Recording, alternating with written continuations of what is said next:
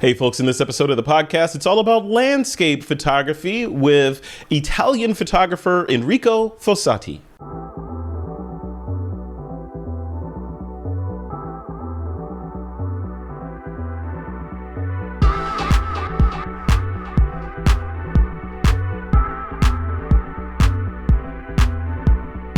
Hey folks, welcome back to the podcast. I am your host, Frederick Van Johnson. Today, we get to talk about landscape photography. We've been talking about all kinds of genres, people who go out and get the shot of beautiful vistas around the world. Today, I have the honor of sitting down with Mr. Fossati, Enrico Fossati. He's based out of Italy. We're going to talk about his work, his origin story, and more. Enrico, welcome to the podcast, man. How's it going? Thank you, Frederick. Thank you. I'm very happy to be here to talk about my passion, and I'm actually my side job. So I will be very happy to explain how my journey in the world of photography started and how I'm doing now, what I'm doing now for my art and for my business.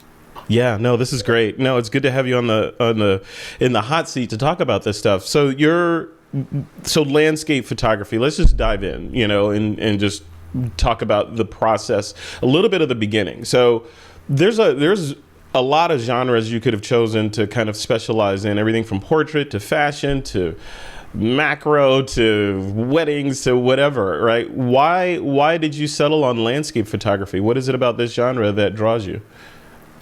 Well, it's such a very long story, but at the beginning, of course, I'm not born professionally as photographer because I am an IT professional.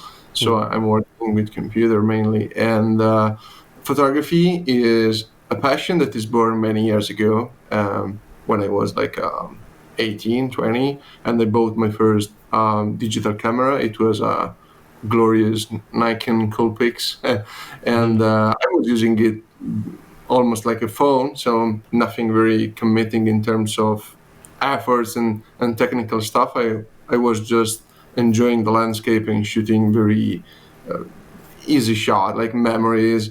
And later, due to my connection with computers and my passion for art and for fantasy stuff, I started to edit, to process my images with Photoshop.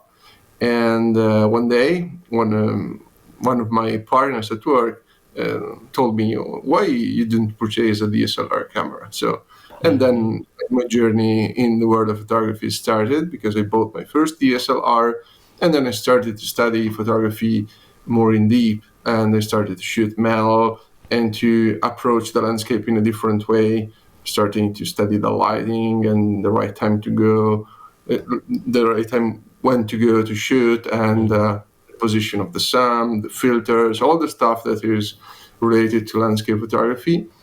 And I think for me it's very important to landscape photography because it is a way to transmit my passion for nature, for traveling, but also a way to communicate my feelings and my love for fantasy and for art, because I'm trying since the beginning to transmit my passions inside my photography, and definitely what I'm doing is channeling my passion and my vision inside photography. I have a very limited production, so I'm not a photographer that is shooting thousands of pictures every year. I'm very focused on a certain kind of images, and my goal is to process them to appear like a sort of fantasy painting. So it's something that I feel very strong with my images because I'm passionate about also movies and science fiction and fantasy stuff. And definitely I want to imbibe my image about this kind of feelings and imagery. And it's quite challenging, especially when I started my journey, because it was complicated to find also persons that were able to teach exactly what I was looking for. When I started to study photography in Italy, it was, well, of course, YouTube and video tutorials were not available at the time, and the professionals were teaching more classical photography, like the English approach. Do you know David Naughton, Lee Frost, this kind of photographers? That I love them.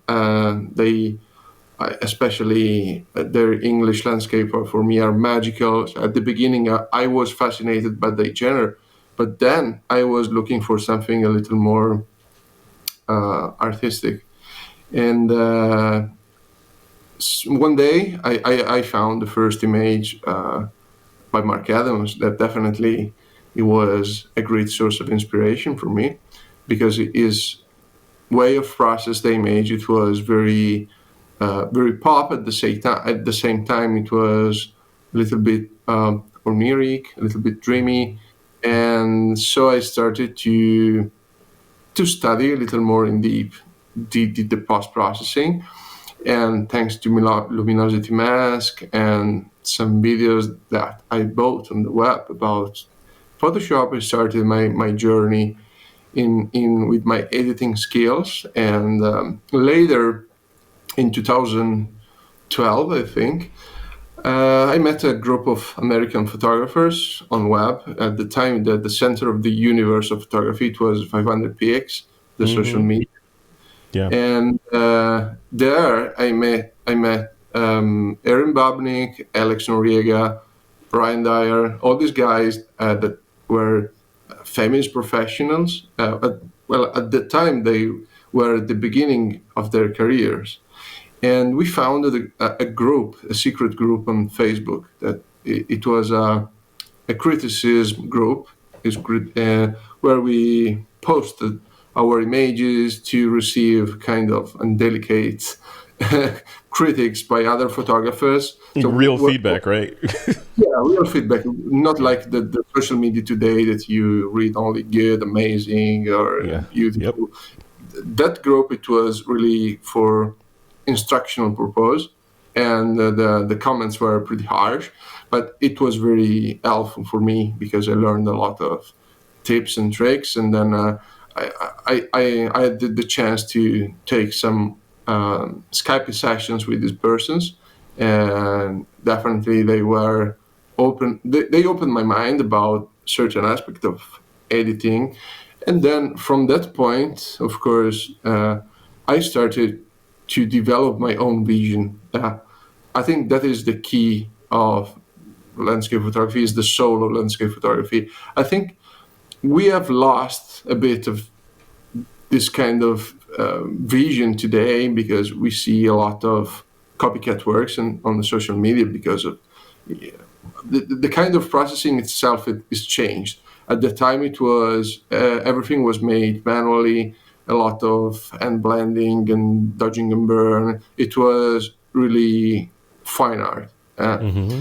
Now the approach is a little bit faster, a lot of presets with Lightroom, maybe with other softwares that are speeding up a lot the editing process. And in my opinion, I think you lose a bit the possibility of crafting something that is really unique. And I was very keen to customize my own style exactly to achieve what I was looking for.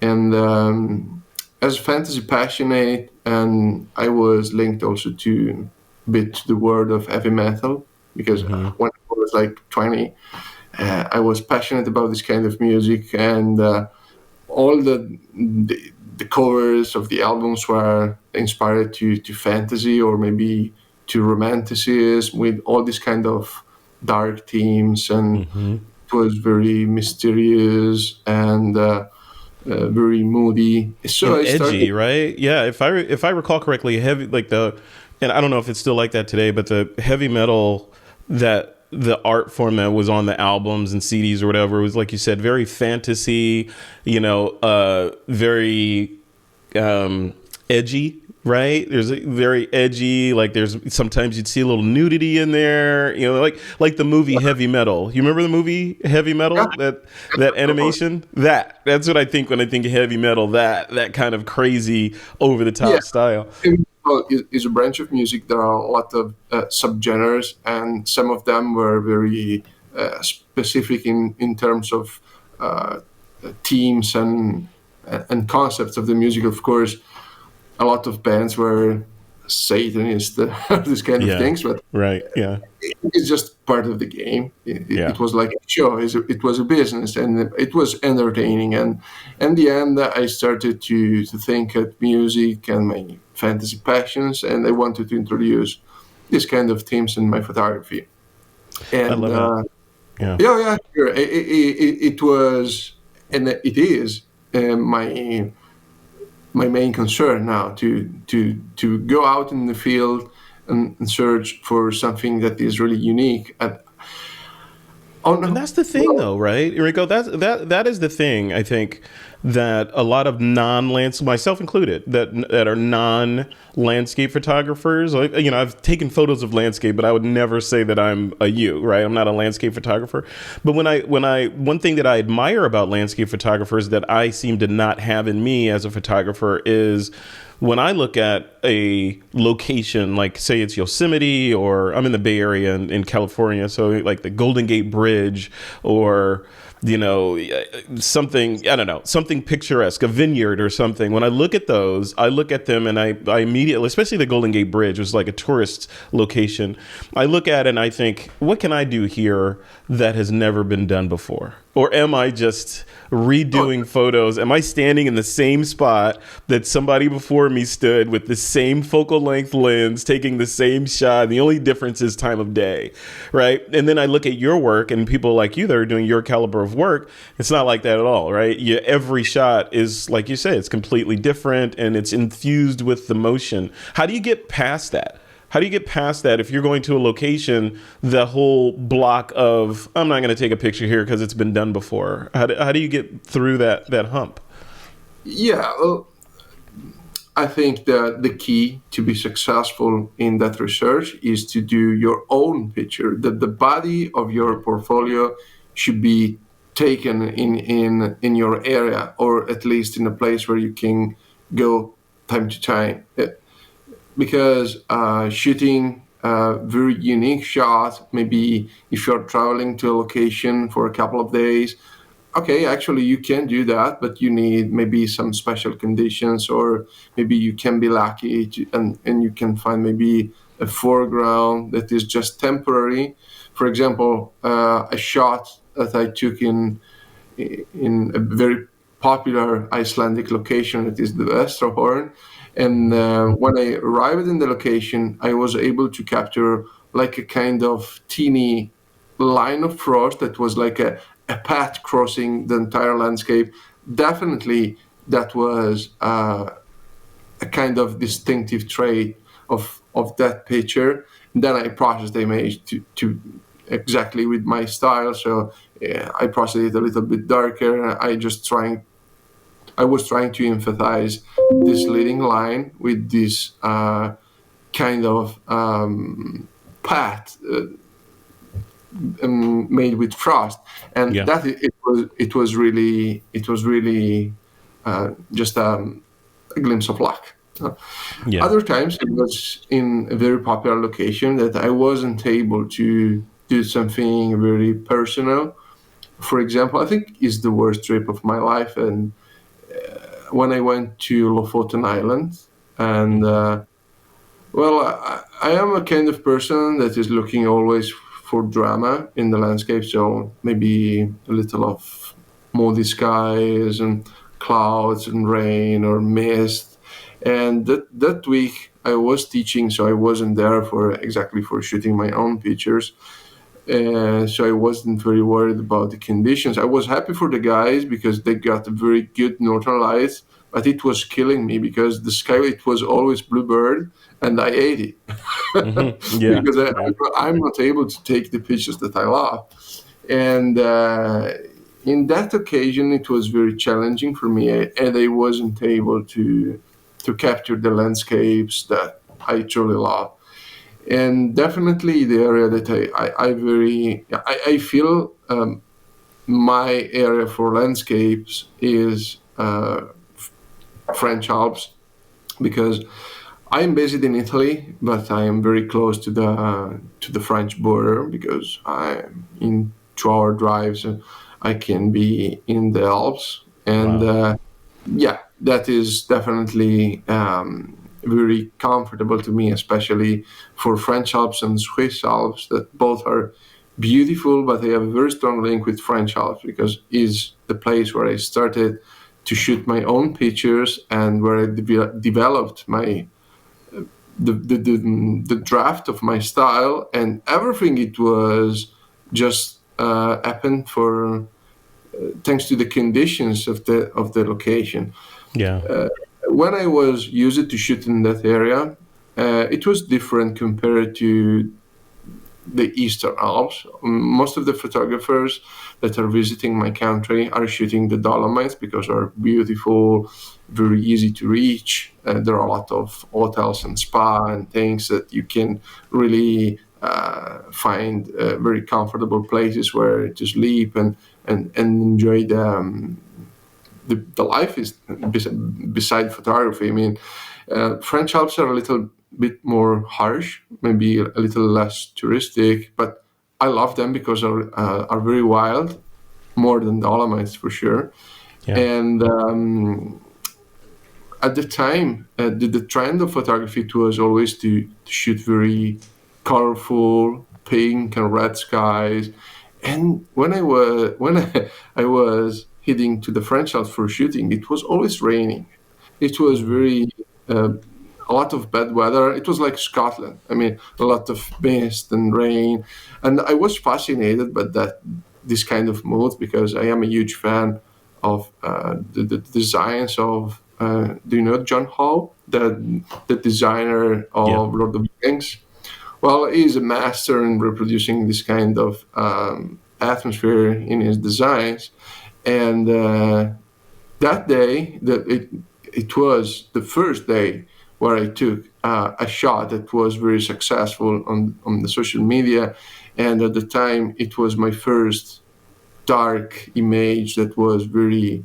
I was very satisfied. It was one of my most popular. The name I dedicated the name of that image to a painting of John O, and I call it in the same way. So Dash into Rivendell, because it is there's this beautiful glacial valley, and I was shooting from a vantage point that is there is at the end of this valley that is closed, because there's like a huge stone U at the end of this valley, and suddenly a flash storm.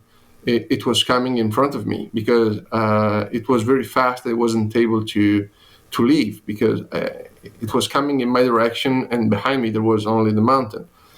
And well, I started to shoot the mood and the atmosphere, but the storm, it was pretty harsh, so it started to rain very hard, and a couple of lightings were Wow. yeah, couple of lightings fallen just in front of me, like 100 meters from me, and at that point I just watched behind me, and I saw a cave. Okay, usually people are recommending to do not enter in the caves during storms, because the electricity can be transmitted, maybe Yeah. I don't know, Yeah, that's right. from the ceiling to your head. But in that case, the cave, it was pretty tall, so the entrance, it was huge, and I was feeling pretty comfortable there, and I felt that it was safe. And they started to shoot from inside the cave, because outside the spectacle, it was unbelievable, because there was like a kind of tunnel made of clouds, and behind the clouds there was a bit of light coming from the area where the storm was passed off, and it was beautiful. And that shot, it was just the beginning of my dark processing. That's uh, great. Yeah. Yeah. One of the things that kind of popped into my mind while you were talking through that is the process, right? And, or in other words, when you go out, so you're going to the Swiss Alps to do a shot, what Yeah. kind of preparation goes into that? In other words, are you pre-visualizing, I know what kind of shot I want to do when I go out there, or I've been inspired by this particular work, I'm going to kind of recreate that and with my own flavor on it? Or do you go out and just sort of drop yourself into that location and, okay, I'm in the Swiss Alps and I'm going to do some great photography. I've got great gear. I've got formatted memory cards. I'm going to go capture some cool stuff. Or do some photographers will get, an app like the Photographer's Ephemeris or Photo Pills and know where the stars and the sun's going to be and all those things, check the weather report and go out and do the shot. Are you that meticulous, or are you more of a kind of a jazz musician when it comes to shooting? Like 50-50. Yeah. It depends where I'm going to shoot. For example, if I'm visiting an area that is popular, maybe, I don't know, maybe like Matterhorn, because you mentioned the Swiss Alps, is a place that is very, is beautiful. I think is the most popular mountain in Europe. And, but the nice thing about Matterhorn that is there are a lot of chances to shoot unique shots because the area around is very vast, and definitely is interesting to know if the moon is setting, when it's setting, or maybe the direction of the sunset. So in that way, you can try to pre-visualize the shot. And of course, when you are exploring an area, when you are scouting, maybe you know where is the mountain, you know where is the most popular vantage point, but if you've never been, you don't know if there are maybe, I don't know, nice flowers or Right. a temporary stream or a pond. The nice thing about the Alps, especially at the beginning of the summer, the landscape is very changing because maybe 1 week you arrive in a place and there is a beautiful pond, and like 2 weeks after the pond is gone and there is like a grass field. It is beautiful and you have a lot of chances. So, okay, of course, you can schedule, you can find the best vantage point, especially if you're looking, for example, a subject that I love are waterfalls, and definitely I'm looking for them for the territory. I visit maybe local websites where there are hikers' pictures that are normal memory shot, but I can understand the potential of the location. If there are maybe nice trees or good vegetation, a lot of things that I can learn. And then definitely when I'm traveling, I love to have a B plan. Yeah. When I'm heading into the mountains, I'm always trying to find a spot where then if the weather is not good, if we're not good, I mean bluebird, I can have a B plan that could be like a forest or maybe a gorge where I can go inside and shoot some waterfalls when the light is harsh or is just not interesting. And for these trips, Enrico, for the trips that you take out here, I'm assuming these are purpose built. These trips are for photography. You're not going on vacation and then going to sneak some photography in. You're making that trip specifically to make photos. Is that correct? Yeah, exactly. Yeah. Well, time to time is happening that I'm traveling with my family and I'm going just for vacation. But if I am in a place where there are nice subjects, for example, this summer I went to Madeira, and then it is a beautiful subtropical island that is just above the Canary Islands, and is a Portuguese island. And at the top of the peaks of the highland, there is a beautiful primordial forest, and I went a couple of times to take some pictures. I have an app that I can check if there are low clouds or not, and I catch a couple of days with low clouds, and then I went to shoot the trees inside the mist. But okay, that it was just because I wasn't in the right place. But if I'm just on the beach, I'm not worried about photography because for shooting some interesting landscape, I think you have to be very focused on that stuff. Well, I That's mean, right. you need gear and the time, and you have to wait for the right conditions. Well, of course, you can be lucky. Maybe you're traveling for other reason and you can catch a very good sunset, but you need also to find the proper compensation and things. I'm very picky, so I need my time to find the proper spot and to And shoot. what about gear though? When you're out there, do you have like a set kit that you just grab and go, make sure it's charged and formatted and ready to go, or Yeah, do you pick and choose lenses depending on what you think you're going to be shooting that day?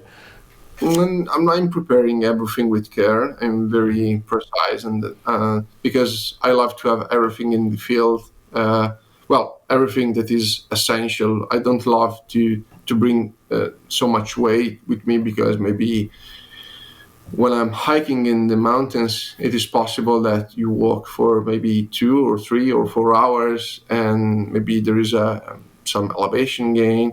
Well, Hmm. and it is important to have the right gear with you.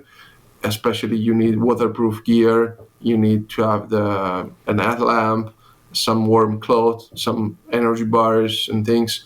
You never know when you're in the mountains if the weather is changing, and maybe you just need to be ready for any kind of condition. And for what concerning the gear, I always bring with me spare batteries and memories. I have a Yeah. lot of them, and I bring all the stuff with me.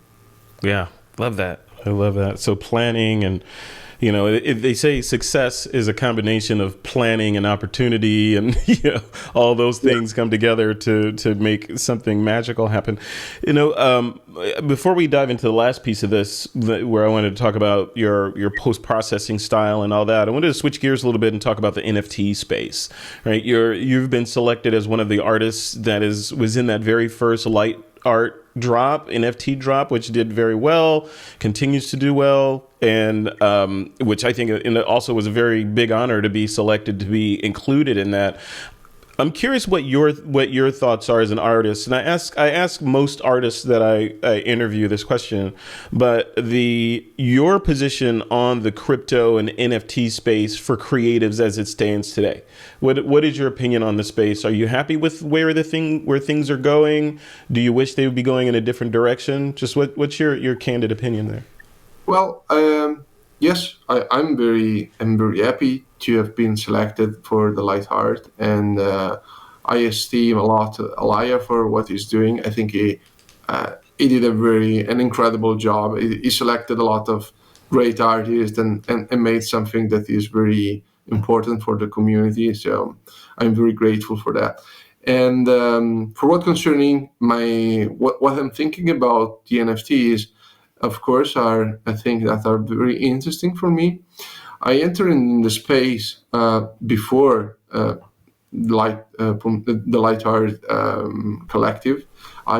Joined the community. I think, if I'm not wrong, it was 2021, and I was very excited because I read about the NFTs just after Beeple sold one piece for 65 millions. Yeah, it was, oh my God, what's happened in the world? So I Exactly. What was, did I miss? Right. yeah, Yeah. exactly. So I started to read a bit about NFTs and things, and so I joined the community. I started to sell some piece, and I was very lucky because at the time the space it was booming, and thanks to my business and to my work as a photographer and my reputation, because I was pretty well known in the landscape space. So I had the chance to enter in touch with some of the photographers that were already in the space, and I was able to sell some of my images. And I think for creatives, it is a great opportunity. And I'm pretty confident that in future, the NFT space would grant like a kind of second age for artists. At the moment, the problem of the space that especially for me, this is what I'm feeling. It's hard to connect with collectors because it's not easy for me to maybe to connect during the night because most of the spaces are running when I'm sleeping, and I have a regular job, so I can just stay away to the wall and I just for talking, and maybe some language barriers because maybe I'm not a great marketer. I think is my worst flaw, and it's challenging to connect with this kind of community that I feel is a bit closed. It's like a kind of circle because it's for crypto people. And also, I feel that the knowledge of what is photography is not exactly very clear to the collectors. I'm not saying that they are not aware of what they are purchasing, but maybe they are not connoisseurs, or maybe they are just purchasing maybe because there is a person that is very active, and are not purchasing from an artist because maybe you don't have a kind of blue badges or acknowledgement on the social media, these kind of things. And I think that is the worst part of the space. And I hope that's in interesting. future, That is so interesting you say that, because I hear that both sides of that, right? I hear that that's the worst part of the space, but then it's also the best part of the space because the best part perspective comes from the fact that there is a community around these pieces, and the artists are able to communicate with the collectors and vice versa. So there's that, if you just go to a gallery and purchase, spend 10 grand and buy a piece off the wall, hang it in your house, who made it, maybe you can Google them and learn a little bit about them, but there's no you can't ask that person any questions or tell them why you like the piece, and that person can't reach out to you as the collector and say, I just got your piece, this is amazing, I'm a big fan of yours. None of that. The art is definitely amazing because I had the chance to talk with some of the collectors. For example, one of the guys that bought one of the pieces of the collective light art, he was passionate about Lord of the Rings, and I was in touch with him and starting to talk. And at the end, I sent a print of the image because I was grateful for. Nice, yeah, that's cool. To my work, and it's something that I would like to do also with other person. But sometimes, Twitter is a social media that is very demanding in terms of time, and because you have engagement thanks to your interactions, and it's a bit crazy. Especially for me because I have also a normal job and stay connected the whole day just writing things on social media. It could be complicated, but on the other hand, I would like to have a space where to talk about what I'm doing and why I decided to take that shot, because I processed it, because what was the source of inspiration and the story that there's behind the shot. Or recently I made some composites because I think NFTs are like a kind of how do you say in English? The space is inviting you to be more creative, and is a kind of project that I started some months ago before entering in the space. As I told you, I'm passionate about fantasy, and I started to create a series inspired by certain paintings. And so I mixed some concept about the romanticism, so a lot of Gothic ruins and stuff, and the figure of the wanderer, that is a person that is traveling through this dangerous world looking for like a kind of a way to the enlightenment. And I created a series of works, and I minted my first work on Super Rare in 1 month ago. So that piece is still waiting for a collector. But I would love to talk about this with the persons that might be interested in this piece, because make the proper communication about certain artworks sometimes is complicated, and not because of my capability of speaking your language that is already, but because there are things that are linked to philosophy that I would love to be able to explain more clearly in your language. But beside this, that the problem is also the chance, because Twitter is a bit tricky. You don't have a lot of space where to write your things, and if you're not properly active, you can be just missed by people. Because of course, collectors are only a few persons with a huge audience of creators that are just dancing around them, trying to, hey, I'm here. And that is kind of complicated, especially for me. Well, I'm not the kind of person that you use it to jump on stage and to play like a rock star. I don't love to brag and doing these kind of things. For example, I see a lot of persons are just writing about their words in acknowledgement. Well, come on, I think that is a bit kitsch, and I don't like this kind of behaviors, and I think I should be purchased for my art and not because I won a competition or these kind of things. Yeah, it's interesting. Yeah, and the marketing and, getting yourself known part of it. Yeah, I've heard that before. And then the other side of that coin is, marketing is like anything else. It's like f-stops, shutter speeds, long exposures. You just got to learn how to do it, right? And do it over and over again in order to get it. Enrico, as we wrap this interview up, I just want to end on post-processing, because you've mentioned that you put a lot of effort into developing your personal sort of flair and style when it comes to post-processing. I heard, what did you say in there? God, I forget what the phrase was. There's a Photoshop technique, I forget, and you mentioned it just in passing. I forgot what it was.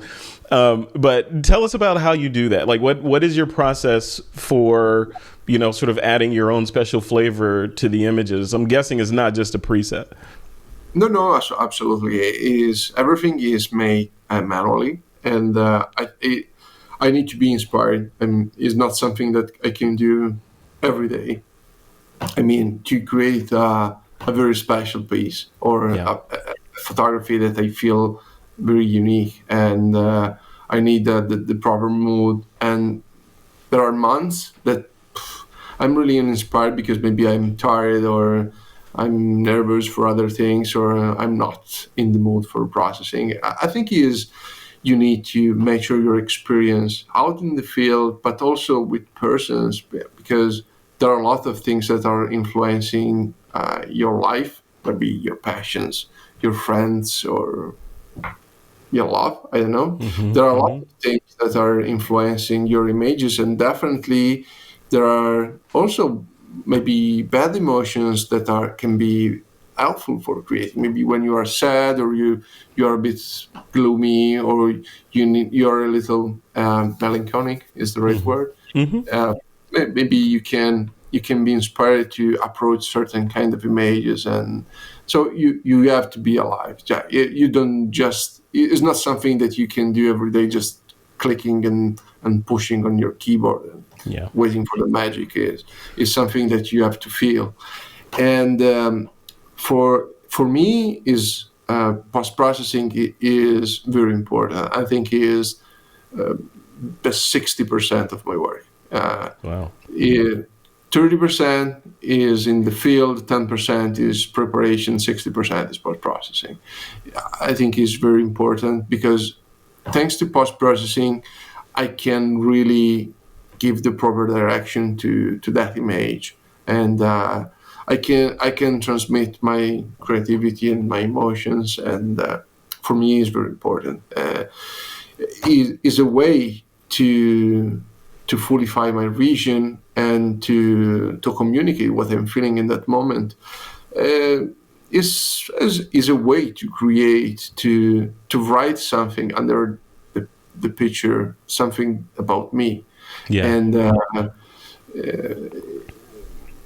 the problem of talking about certain topics about what there is behind the photography sometimes it's complicated to explain or to talk about it because maybe it's something very personal and you're creating just for that purpose and that's it. So Yeah. Yeah. it's something that maybe you don't want to share because it's very intimate. Maybe, for example, it could be very nice to talk about this kind of feelings with a person that is connecting with you, maybe a collector that is interested in your works. Maybe you can talk about what there is behind. But on the other hand, it is complicated to explain this kind of things and Yeah, that's to a true. public audience. Well, I mean, for example, just think of the painters. Well, painters Yeah. were not fighting about their works. I think photography, well, at least fine art photography, definitely is something similar. Well, the approach is different because you need to be in a place and you need a lot of elements. It's not just drawing or painting, but post-processing is really a way to imbibe a piece of your soul in the images. I think Yeah. is essential for me. It's interesting. Yeah, I've heard that from several photographers. One photographer in particular was basically saying that the when they're shooting, they're gathering the raw materials for the final, whatever that final shot will look like, almost like a chef gathering the different ingredients for a dish that they're going to cook. And then when post processing happens, they're in the kitchen putting it all together and cooking and stirring this and all that to create that final dish, or in the photography case, the final image, right? Yeah, definitely. That is an important aspect of post processing, and is something that I teach in my private workshop. It's very uh, is very essential. Is essential to learn how to shoot and what to shoot in the field to be able then at home to create your own image as well.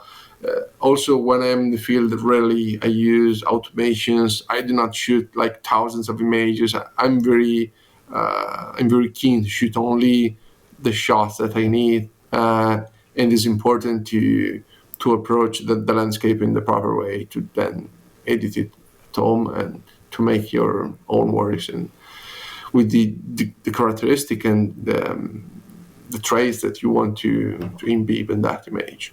Yeah. Okay, before we wrap this up, one final question. I know photographers want to know, well, actually, two final questions. What are you using for post-processing? Are you a Lightroom, Capture One, Photoshop, Luminar person? And then the other side of that is, what camera and lens combination are you using? Is your kind of go-to combination? Okay, actually, I'm shooting Sony. Ah, I switched to Sony the past January. I worked for a while with Nikon stuff, and then I had a journey with Leica because I could work with Leica in Italy as a teacher of the Leica Academy. And then after that experience, I decided to return independent, and I sold the gear to purchase a Sony camera because I think is more comfortable, is more handy for the kind of shots I'm doing, and I have more varieties of lenses, and is lightweight, and I think is definitely more versatile for what I'm doing, and I think is a perfect camera for traveling because it's not bulky and the performance are very good. I love the dynamic range and the life of batteries that is very long, and yeah. it's something that I find essential for from when I'm out in the field. I don't have to take care about my camera. I just need to have a tool that is reliable, and I don't have to be too worried about the life of batteries. And they need some sharp and light lenses because maybe I'm walking the whole day in the forest or maybe in the mountains, and definitely a light gear is helpful. And for what concerning the software, I process my images in Photoshop. with Camera Raw. I do not use Lightroom. I do not use One. I do not use Luminar. I joined the beta test of Luminar back in 2017, if I'm not wrong. And well, the software itself is very powerful, but I think is not suitable for what I'm doing, because I need a kind of a level of customization of the image that is going behind. I need Photoshop to do what I'm doing. It's the only software that is enough for what concerning the plugins and the possibilities that I can use for editing my works. And I think also I tried another software that it wasn't too bad. I can't remember the name. It's very similar to Photoshop. Is Affinity Photo. Exactly. Yeah. That is very good software. Especially, I love the possibility of creating artificial light inside the image with that tool. But unfortunately, I'm too linked to Photoshop for a lot of things, for the plugins and a lot of things that I'm using. There's a lot in there, and a lot of people don't know this, but the Camera Raw feature, or the plugin, within Photoshop, it's almost has feature parity with Lightroom, aside from the digital asset or an organization features that Lightroom has, and being able to and pushing images up to SmugMug or those different places. Lightroom is good for that. Photoshop has all the power in terms of image editing that Lightroom has for the most part. I think Lightroom is very useful for persons that are shooting a lot of images, maybe wildlife photographers, or maybe persons that are shooting sports or weddings, or maybe fashion photography, where they have like thousands of images and then they have to process them in batch. Or maybe they need to organize or maybe just they have to manage the same to make two series of shots more homogeneous, because maybe are captured with different bodies, and definitely work with the software of like Lightroom is speeding up a lot the workflow. But for me, it's just heavy. It's crushing my hard drives with this SQL. Well, I mean, I don't need. At the end of the day, you just use what works the best, right? What works best for your workflow, right? It's just a matter of practice and using the things that you're more comfortable. There aren't rules. Maybe you can be good with Lightroom or not. There are no rules. No, absolutely. There are only opinions. There are no rules. And even with cameras, right? You went from Nikon to Leica to Sony, right? I think cameras, maybe 10 years ago, the argument was this camera is better than that camera, or this one has better low light than that one, right? Yeah, or the megapixel, right? All that stuff. But today, it's more of which one do you like? What lenses do you already have? What are your friends shooting, so you can borrow their lenses? It's not. Yeah. I think at the moment the important thing is not the gear, because the gear is very good. I mean, I don't know a camera that is bad. No. All of them are pretty good, and even your phone. Even the phone, it's really good. You can shoot RAW, actually. So that's right. You can take crazy picture with your phones. And the key today is to make your images unique. And that is the challenging thing of the modern age, because there is the medium level is very high, because compared to like 10 years ago, where the good photographers were only just like a kind of a light.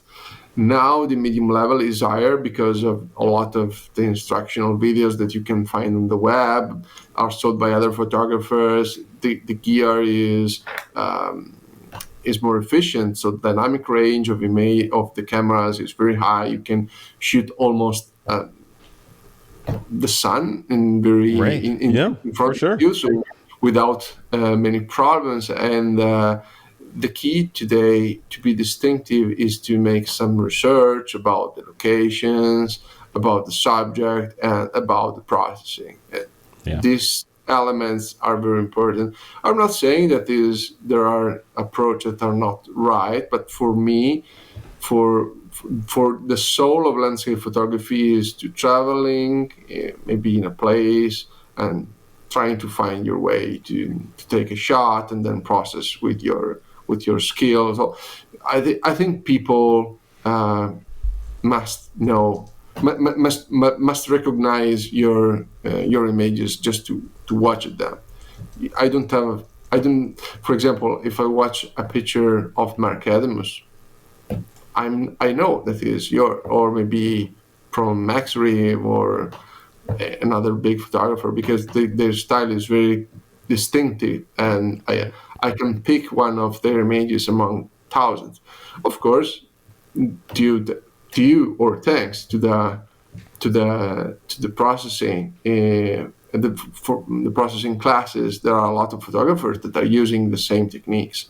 Yeah. So I think today the processing classes and Skype sessions that actually I'm doing this kind of activities, and I'm very proud of the persons that are successful thanks to my tips and techniques. But the key is not to copy. The key is to learn to use the potential of your photography with these techniques, and then you have to find your way. Because I'm pretty sure that even if I am an expert about Photoshop, maybe I can mimic the style of Mark Adamus, trying to just using his techniques. He published a video tutorial, so I can do exactly what he did.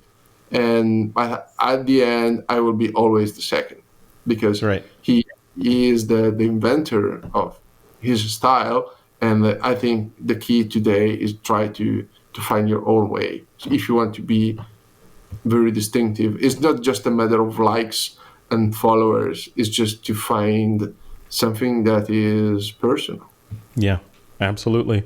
And in the end, when photographers are learning and they're on that part of their journey, sure, it's okay to be inspired by and embrace someone else's work, to say, yeah, I want to shoot like that. I'm going to try to recreate that shot or do that thing. But then as you grow, you're absolutely right? As you grow, unless you want to be known as the low-cost alternative to the real thing, you have to develop your own personal style. Yeah, Enrico, go ahead.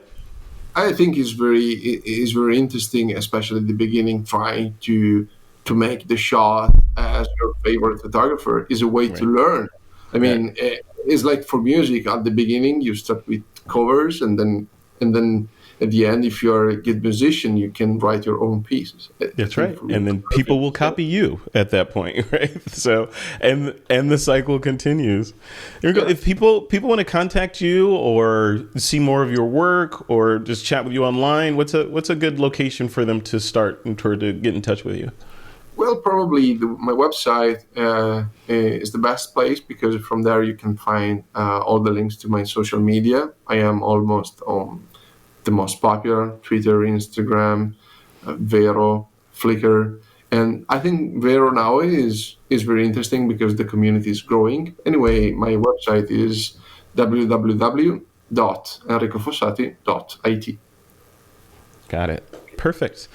All right, sir. We'll leave it right there. Thank you. Thank you for doing this in the evening, your time. We're recording this. It's just after 2 p.m. Pacific time, and I'm guessing just after 11 p.m. your time, right? It's okay. So good. It's nighttime. All right. We'll leave it right there. Enrico Fossati, it's been a pleasure chatting with you. Hopefully we'll chat again soon. We'll have to do a follow-up and find out where in the world you're going next. But congratulations on all your successes so far and what's coming up for you. Your work is amazing. Thank you. Thank you so much, Frederick. And I hope to meet you very soon. Okay. All right, Enrico. Take care.